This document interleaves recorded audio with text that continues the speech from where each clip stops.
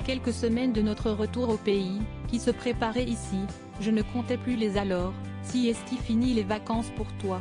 Et une fois rentré en France, j'ai eu droit à des alors, fini de te la couler douce. Inutile de répondre que l'absence de travail rémunéré ne signifie pas vacances. Si l'heure du bilan est venue, j'avoue que j'avais cru que cette aventure me permettrait d'incarner un homme d'un genre nouveau, l'homme du 21e siècle. L'humanité était assez mature pour accueillir un nouveau modèle de virilité, l'homme au foyer ou l'époux d'expat. Après des décennies de combats féministes et de progrès en faveur de l'égalité des sexes, les femmes avaient enfin atteint les sommets de la politique et des affaires. L'homme pourrait à son tour être une femme comme une autre et, enfin, lui aussi, moins travailler pour s'occuper des enfants, faire une pause dans sa carrière, voire cesser son activité professionnelle pour suivre sa femme promue à l'étranger. Enfin un monde où hommes et femmes se côtoieraient d'égal à égal. La majorité des hommes semblaient voir en moi un traître. La solitude et le machisme de mes contemporains ne m'ont pas facilité la tâche. La majorité de la gent masculine semblait voir en moi un traître passé de l'autre côté ou, pire, un être pitoyable, forcément malheureux d'endosser une fonction bien peu enviable pour un représentant du sexe fort. Cette aventure fut aussi un défi personnel. Être un homme au foyer, ce n'est pas donné à tout le monde.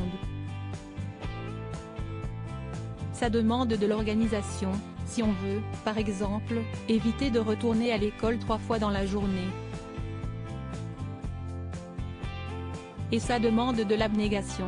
Le boulot d'homme au foyer est particulièrement ingrat, pas de prime de participation aux bénéfices, pas de promotion, tout au plus une voiture de fonction, un modèle familial, évidemment. Le temps libre au foyer, un mirage. Je dus donc combattre mes propres démons.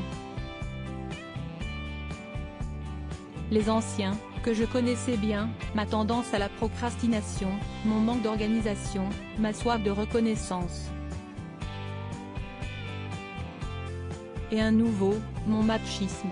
Oui, moi qui avais grandi avec 3 sœurs aînées avec lesquelles je partageais les tâches ménagères, à l'époque, j'étais chargée du balayage des terrasses et du nettoyage des cuvettes des W.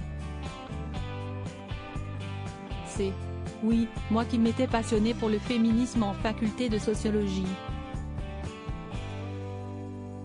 Si je trouvais normal de faire les corvées ménagères, je me suis aussi révélée être un affreux macho sexiste, refusant de manière ambiguë d'être assimilée aux autres femmes au foyer, tout en ignorant en elles ce que je voulais que l'on reconnaisse en moi, mon ancienne carrière et ma compétence professionnelle. En ne travaillant plus, j'avais calculé que je gagnais 9 heures par jour, soit 45 heures par semaine. Du temps pour faire du sport, de la musique, apprendre le polonais. Grossière erreur. J'ai découvert que le temps libre en tant que part au foyer est un mirage. Il ne s'agit pas de temps libre, mais de temps libéré et rapidement occupé autrement, notamment par les tâches domestiques, ménage, courses, soins aux enfants. Point être au foyer, si est être en continu au travail, je ne voyais pas mes journées passer. Gérer au foyer demande de l'organisation et une discipline de fer. La cadence d'une journée de travail n'existe pas à la maison. Les courses et les achats alimentaires sont extrêmement chronophages. Je me suis lancé comme défi d'appliquer les méthodes d'organisation scientifique du travail lean pour minimiser les pertes de temps.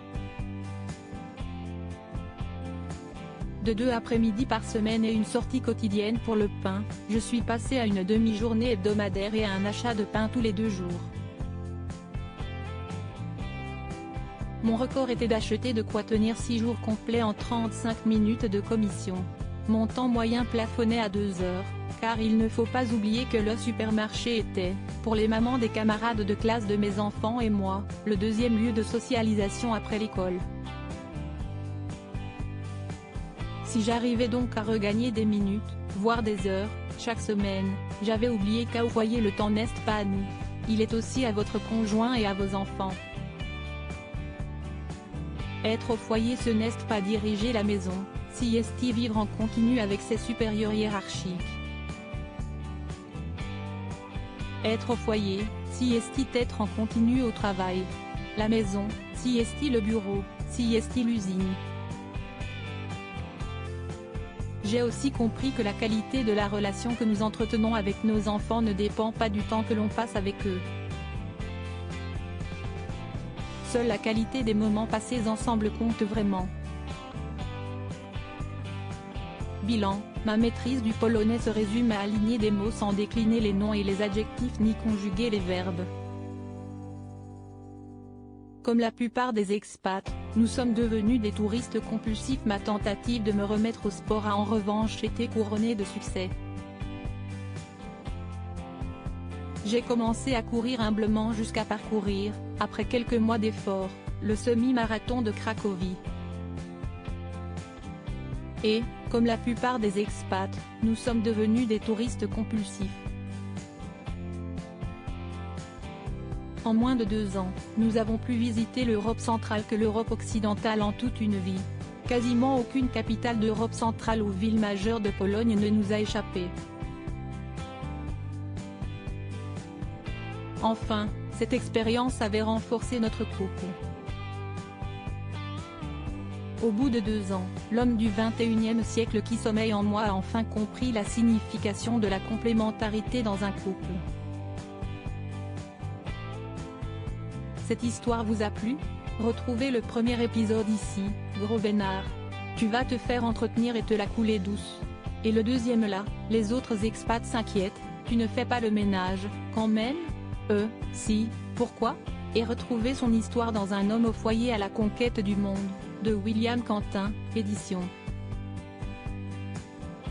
La boîte à Pandore à propos de l'auteur Christelle Gaboris. Derniers articles. Ce Gérard, de peur de passer pour un attardé, j'ai caché que j'étais illettrée. La maîtresse du capitaine du Costa Concordia balance, avoue que tu voulais abandonner le navire.